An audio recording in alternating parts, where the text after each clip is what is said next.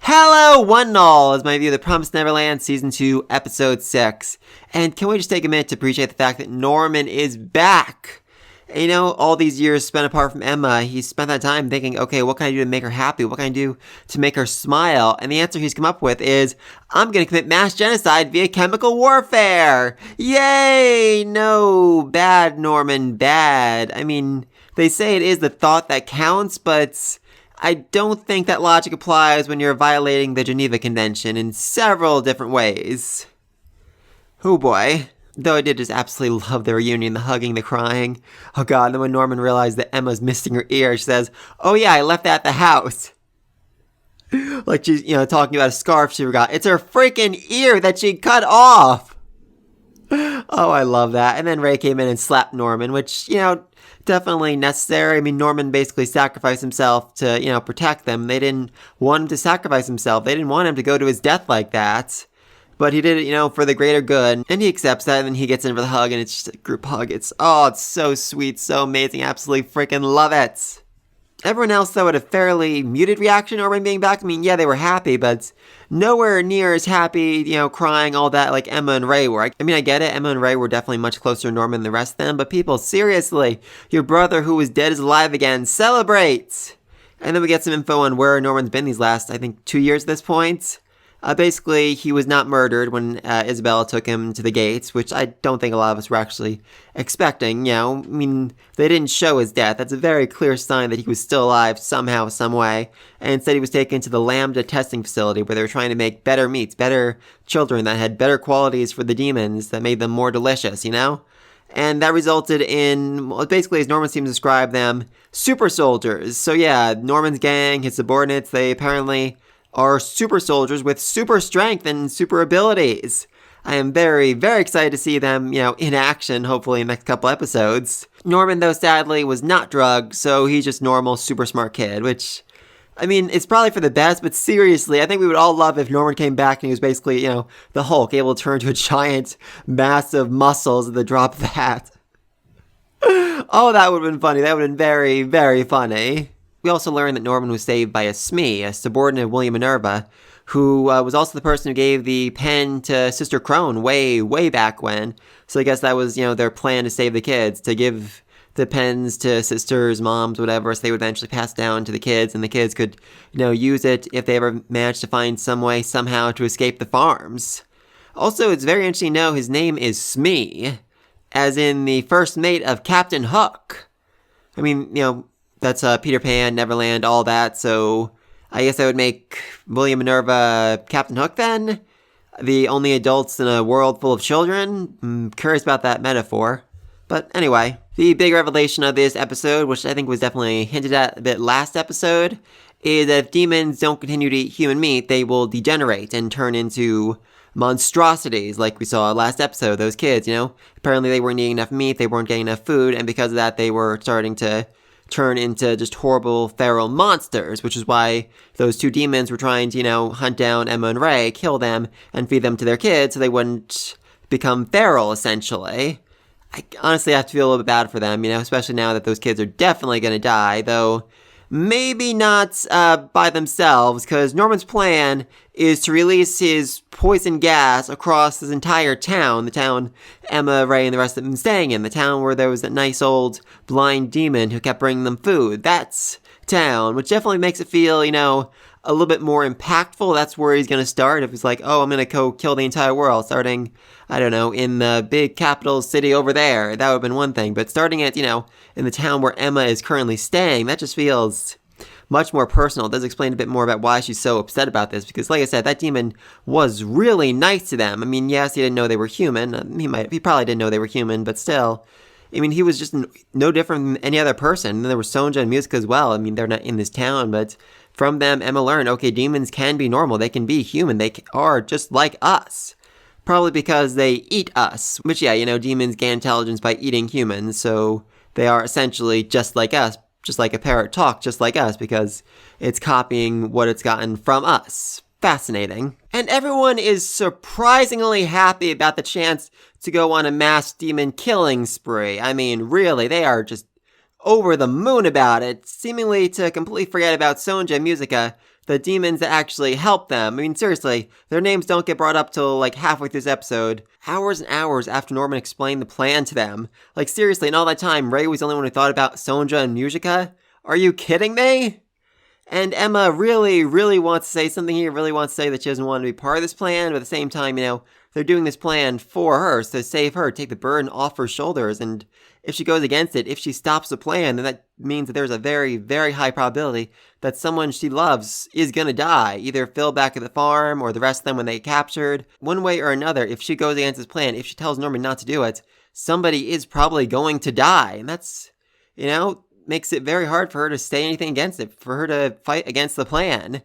Though Ray is very easily able to see through her, which I found interesting. He's better at reading her emotions than anyone else is. Curious, very curious. And after this just long rant she has about how she, lived with the demons, befriended the demons, how she realized they're just like us, she's like, okay, Ray, so what do I do? Ray's like, I don't know. She's like, you don't have some sort of plan? No, I don't. I got nothing. I have literally no idea what we should do at this moment. Oh, I love Ray. I freaking love Ray. Though, as he explains, it was important that he brought this up, that he got her to spill her emotions here and now, because if he waited until the plan was, mid-progress, there's a very good chance Emma would do something really, royally, unbelievably stupid, and it's much better if Ray is, by her side to kind of point the stupidity in the right direction in a less suicidal manner. Thankfully, though, Ray does remember Sonja and Mujica, as opposed to basically everyone else. I mean, seriously, Emma was staring at the necklace, and she never thought to herself, wait a minute, Sonja and Mujica didn't eat human meat, so how were they able to keep their intelligence? What was different about them? And they said, okay, you know what, one way or another, we should really bring this up to Norman, because either, we can get him to stop the plan by telling him there are good demons, or we're going to want to go along with the plan, at which point Norman should probably know that there are some exceptions to the rules, and that they might be able to do something to stop him. I just do love the shot we get as Emma's, her hope, her happiness comes back, so the sun's rising, overlooking them. It just looks so amazing. I freaking loved it.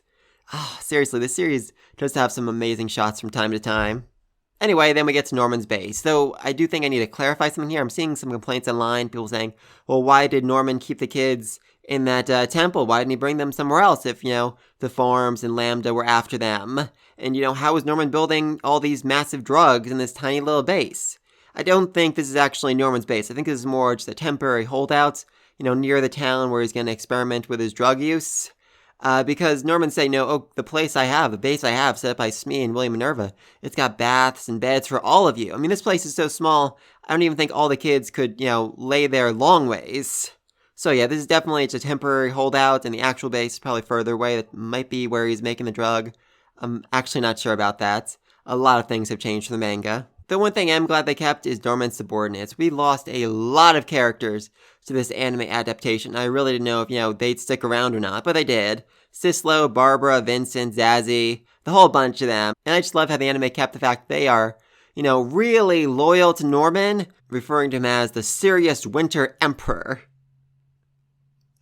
Oh god, seriously, that's how a 5th grader would name a villain. And, they also kept in that they're, fairly mentally unstable and just a little bit crazy. And by little bit, I mean a whole lot of crazy. I mean, Sislo is arguably less crazy than Barbara, but he still goes on this thing about how he wants to kill all the demons, kill them. And Barbara, meanwhile, is eating demon meat while they're chatting. An action which Ray later refers to as being not a meal, but revenge. You know what? I can actually agree with Barbara here. I can actually agree with what she's doing here. I mean, if I had been raised by demons, as food, the first thing I'd want to do when I got free would be to find a demon, tie him up, chop off some limbs, and, eat them in front of him. Say, haha, you're my food now. But she just takes it to the next level, being way too happy about this. I mean, seriously.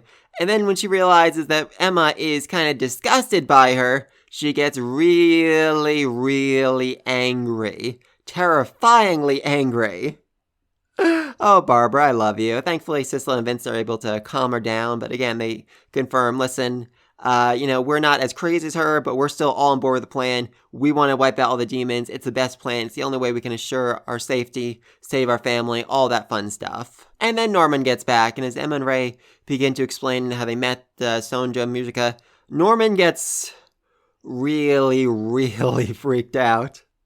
Oh, I am so glad they kept the shot from the manga of Norman's utter panic in this scene. Oh, I love it. As he basically explains that Mujica is the evil-blooded girl. Dun dun dun! A line which means almost nothing to us, though I should say almost, because let's not forget the blind demon last episode referred to the temple as the evil-blooded temple. And the statue that he left the treats to did have purple hair. Could that have been a idol of Mujica herself? Is she some sort of goddess to these people? And, how exactly is it that she's gone so long without eating human meat? And what does that mean for Norman's plans? How is this going to stop him? Very, very curious about all of that. There's definitely something interesting to note here. Sonja and Mujica said they don't eat human meats because the religion forbids it. The religion says, you can't eat farm children, though Sonju later clarifies that he's perfectly comfortable eating, wild children. Like if Emma and Ray had kids, he could eat their kids down the road. Oh, Sonju, you're so creepy and scary sometimes, but I still love you. And that Ray religion, though, was what made them outcast from demon society. So very curious how that all fits together. But yeah, let me think of all that down below. What do you think's going to happen next? Is Emma going to convince Norman not to become a mass-murdering genocidal maniac? I mean, it could honestly go either way. On one hand, Norman is freaking in love with Emma, and he will do almost anything she asks. When Emma said, we're going to save all the kids, Norman said, all right, let's do that, even though he told Ray, okay, it's an absolutely suicidal, insane plan that's never going to work, and we'd be way, way safer just doing it ourselves, just you, me, and Emma escaping, maybe with Don and Gilda. But Emma asked for us, therefore I'm going to do it because I want to make her happy. Though on the other hand, he was also shown willing to make her unhappy for her own safety, letting himself be shipped out, even though Emma pleaded and begged and cried for him not to do that, even though she did everything in her power to keep him from doing that, from trying to get him to run away, trying to do something else. So he might still try and murder all the demons, even though he knows it's going to upset her, simply because he knows it's what's best for her. Very, very curious about Norman, and where is Ray going to side with all this? The only reason why, he really let Emma express her feelings was, like I said before, so she wouldn't do something much, much stupider, but I mean, he said he was all on board with the mass murdering demons plan, because that's the best way he can ensure all their safety, and he's still royally ticked off at the demons for, raising him as food. So yeah, very, very curious. Where is everyone gonna land when this all comes to a head? And what do you think about Mujica? What's the truth about her? Is she some sort of evil goddess? A prophet? A son of God? Daughter of God? Something like that? Why is Norman so utterly terrified of her? Did they meet before? At some point, did Norman and Mujica have this big epic battle back and forth? I mean, that seems unlikely, but Sonju versus Norman's subordinates, his super soldiers? Oh, that would be a very, very fun fight to see. Seriously, I honestly don't know who would come out on top of that. We don't really know how strong Norman's super soldiers are. I mean, I'm calling them super soldiers because Norman said, oh, they have extra muscle mass, extra nerve fibers. I mean, that feels like super soldier material to me, but yeah. Let me think all that down below. Be sure to like, subscribe to the next video. Until then, peace!